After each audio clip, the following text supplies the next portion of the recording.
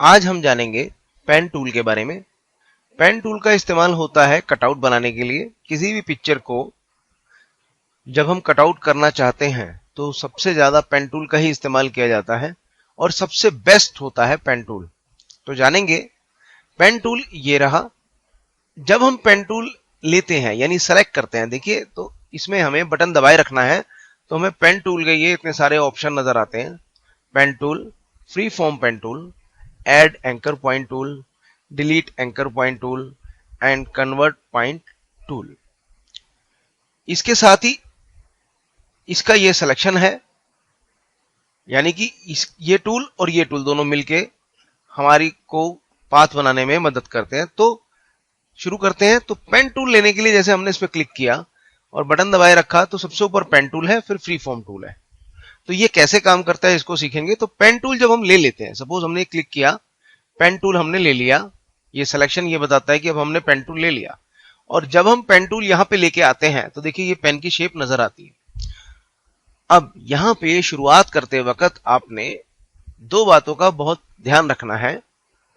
क्या कि यहां पे देखिए, आप यहां पे गौर करेंगे, यहां पे ये वाला जो बटन है इसका नाम है शेप लेयर्स। देखिए ये बटन दबा हुआ है, ये बटन नहीं दबा होना चाहिए। क्यों? अगर ये बटन दबा हुआ है तब क्या करेगा ये कि हमने जैसे इस पे क्लिक करके कोई पाथ बनाना चाहा, तो पाथ कैसे बनता है? क्लिक किया, जैसे ही देखिए क्लिक करेंगे ये भरने लगा। क्यों? यहां पे ये कलर ब्लैक है, अभी पाथ हमने बनाया भी नहीं, ये भरने लगा और हमें ये बड़ी डिस्टरबेंस क्रिएट करता है कि ये क्या चीज हो गई।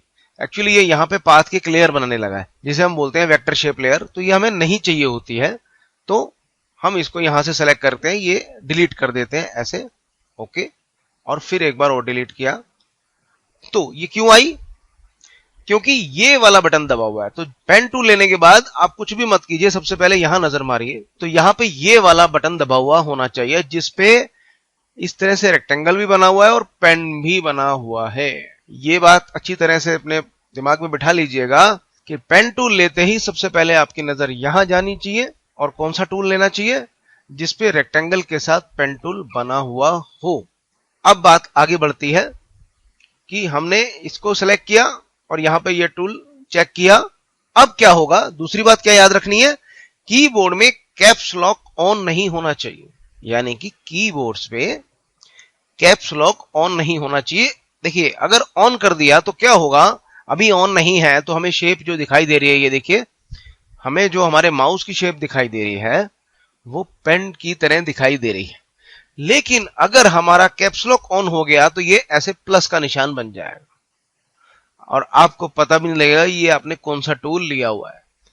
जब हम अपने काम में माहिर हो जाते हैं तो प्रोफेशनली काम करते हुए हम कैप्स लॉक दबा देते हैं ताकि अगर कोई साथ बैठा है तो ये ना जान सके कि हमने ये टूल कैसे लिया। तो देखिए अगर ये आपको क्रॉस आने लगे और आपने ये टूल लिया भी हुआ है, यहां भी सब ठीक है पर यहां क्रॉस आ रहा है, तो समझ जाएं कि क्या बीमारी है, आपका कैप्स लॉक दबा हुआ है। तो हम फिर से कैप्स लॉक दबा देते हैं और उसे ऑफ कर देते हैं। देखिए शेप आ गई, हमारी ये शेप वापस हमें मिल जाती। इसका ध्यान रखिए। अब आगे कैसे काम करेंगे? हमने ये टूल लिया, साथ में ये सिलेक्शन सेट किया। यहां पे हमारे पास दो शेप्स हैं, एक फ्री फॉर्म और एक पेन टूल। तो पहले हम आपको बताते हैं पेन टूल से कैसे होता है कि जैसे हमने क्लिक किया, फिर क्लिक किया और फिर क्लिक किया, तो ये क्या है? ये पॉइंट बनने लगते हैं। ये पॉइंट का मतलब है एंकर पॉइंट। ये एंकर पॉइंट्स जैसे ही हम इसमें जोड़ेंगे, देखिए जैसे ही हम इसे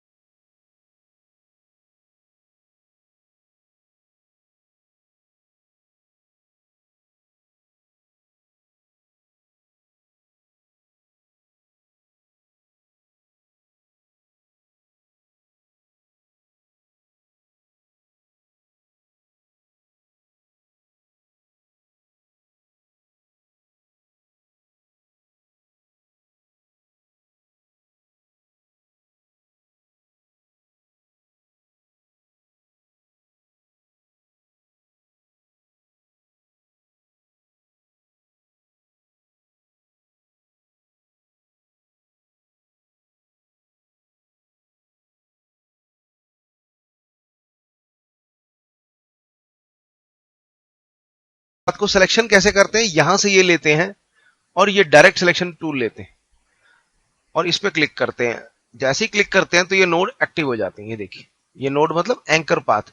अब किसी भी एंकर पाथ पे आप क्लिक करें, बटन दबाए दबाए आप उसे खींच के शेप अपनी चेंज कर सकते हैं। देखा आपने, इस तरह से।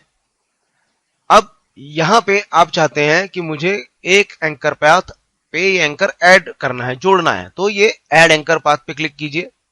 कहीं भी पाथ पे जाइए और आप ऐसे प्लस कर दीजिए। जैसे ही प्लस करेंगे एक नोड और जुड़ जाएगा। ये देखिए, आप इसको भी छेड़ सकते हैं। अब ये जो नोड जुड़ा तो आप देख रहे हैं ये नोड आपका शेप कर रहा है, यानी कि आप इसको कर्व की तरह मूव भी कर सकते हैं। ये देखिए, ये हैंडल है। ये देखिए, हैंडल छेड़ेंगे तो आपका पाथ इस तरह से मूव करेगा। अब क्या देख रहे हैं, ये हैंडल छेड़ रहे हैं तो ये वाला हैंडल से भी काम चल रहा है। ये देखिए, तो इसी के लिए कंट्रोल करने के लिए अलग अलग हमारे पास चीजें हैं। चलिए, हमने ये पाथ टूल ही लेके रखा। अब क्या होगा, अब सब चीजें ऑटोमेटिकली भी हो सकती है, हमें अलग अलग लेने की जरूरत नहीं है। अगर हमने ये पाथ बना लिया, इस पाथ में हम ये एंकर पाथ नहीं चाहते, तो जैसे ही हम इस एंकर पे आते हैं, देखिए माइनस आ गया। अगर किसी एंकर पे लेके आएंगे तो माइनस आएगा। इसका एक ही मतलब है, आप इसे डिलीट कर सकते हैं, क्योंकि यहां पे ऐड तो कर नहीं सकते। अब या तो आप इसे डिलीट करना चाहते हैं तो डिलीट करना चाहें तो डिलीट कर दीजिए। लेकिन जब कभी आप पाथ पे यानी इस लाइन पे चल रहे हैं तो आप देखिए ये निशान प्लस का होने लगेगा। इसका मतलब आप यहां ऐड कर दीजिए, आप यहां ऐड कर दीजिए, आप यहां ऐड कर दीजिए, आप यहां ऐड कर दीजिए। अब जब भी हम कोई क्लिक करते हैं तो जनरली वो लाइन की तरह हमें दिखता है। अगर उस लाइन को हमने ऐसे शेप में बदलना चाहते हैं, यानी कर्व करना चाहते हैं, तो यहां से ये देखिए क्या नाम है, कन्वर्ट पॉइंट टूल। इस पे क्लिक कीजिए। जिसको भी क्लिक करेंगे, क्लिक करके यानी एंकर पाथ पे क्लिक करिए और बटन दबाए दबाए इसको छेड़ दीजिए। ये देखिए, अब देखिए, अब आपको ये मिल ही नहीं रहा। तो उसके लिए क्या कर सकते हैं, आप कंट्रोल की दबाइए, टेम्परेरी आपको ये डायरेक्ट वाला पाथ मिल जाएगा। तो ये देखिए, अब ये आप इसको ऐसे शेप छेड़ सकते हैं। आप ये हमने छेड़ा हल्का सा, अब कंट्रोल की दबाई और हम इस तरह से इसको अपने मतलब के हिसाब से ऐसे छेड़ सकते हैं। ये देखिए, इस तरह से चीजों को हम छेड़ सकते हैं। अब अगर आप चाहते हैं कि ये चीज इधर से तो घूम रही है, इधर से ना घूमे, बस एक तरफ से ही घूमे, तो अल्ट की लीजिएगा और इस पे क्लिक कर दीजिए, बस। अब क्या देख रहे हैं आप कि बस ये घूमेगा, वो वाला नहीं घूमेगा। फिर अल्ट की दबाइए, आपको वो जो पाथ था आपका, देखिए कन्वर्ट वाला, वो वापस मिल जाएगा टूल। इस पे बटन दबाइए, इसको कन्वर्ट की तरह यूज कर लीजिए। ये देखिए ऐसे, इस पे दबाइए, इसको भी यूज कर सकते हैं। अब की बार जो मिला आपको, क्या फायदा हुआ, उसी को दोबारा क्लिक करने पर अब आपका यही एरिया मूव कर रहा है, बाकी एरिया नहीं कर रहा है।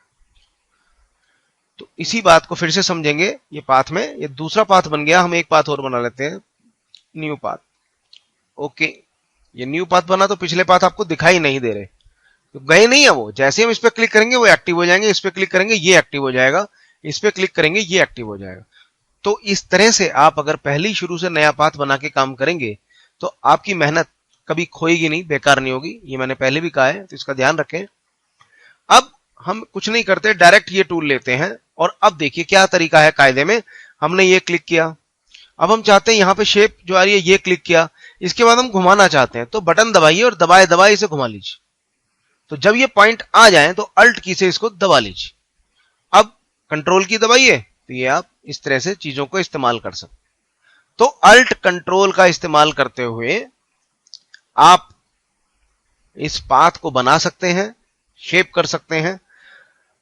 तो इस तरह से आपने सीखा कि पेन टूल का कैसे इस्तेमाल होता है, कैसे हम ऐड करते हैं, कैसे जो ऐड किया हुआ है उसे माइनस भी करते हैं, कैसे फिर से ऐड कर लेते हैं, कैसे कंट्रोल की दबा के यानी ये टूल लेके हम इसको मूव भी कर सकते हैं, और एक बार यहां से लिया इसे जोड़ दीजिए तो ये पाथ बंद भी कर सकते हैं।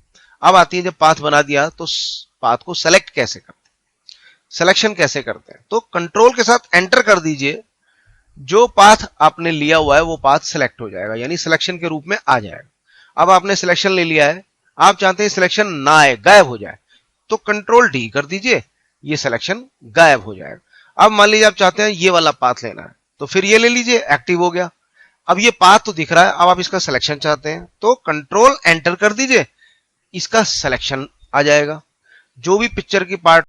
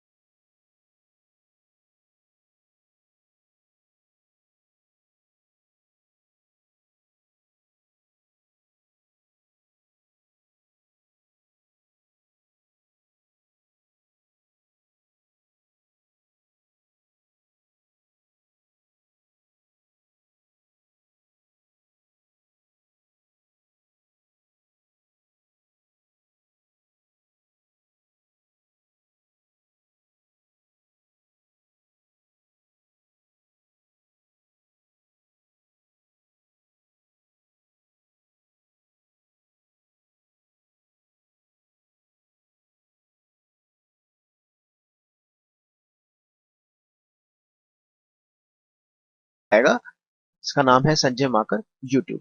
जब आप इस पे क्लिक करेंगे तो आप हमारे वीडियो चैनल पे पहुंच जाते हैं, और यहाँ पे अगर आप ये सब्सक्राइब बटन दबा देते हैं तो आपको बस अपना ईमेल एड्रेस डालना होगा। उसके बाद जब भी कभी हम नया वीडियो डालेंगे तो ये वीडियो आपको आपके मेल पे मिल जाया करेगा। यहाँ पे सेक्शन है कोरल ड्रा इन हिंदी और फोटोशॉप ट्यूटोरियल्स। अगर आप कोरल ड्रा की सीरीज को देखना चाहते हैं तो आप बस इस पे क्लिक कीजिएगा। इस पे क्लिक करने के बाद आपको हमारे स्टेप बाय स्टेप सेट किए हुए ट्यूटोरियल मिलेंगे, यानी कि कौन सा पहले देखा जाए उसके बाद कौन सा देखा जाए, ये हमने सेट किया हुआ है।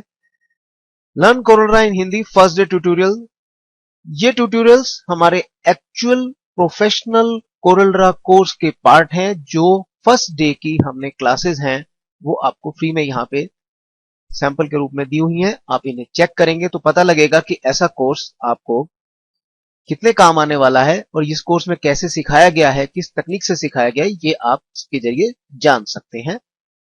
इसके अलावा और भी जानकारी जो है आप स्टेप बाय स्टेप करते चले जाएं तो आप बहुत आसानी से कोरल ड्रा को सीख सकते हैं। लेकिन याद रखिएगा ये सिर्फ सैंपल भर है, जो हमारी एक्चुअल ट्रेनिंग है उसमें आप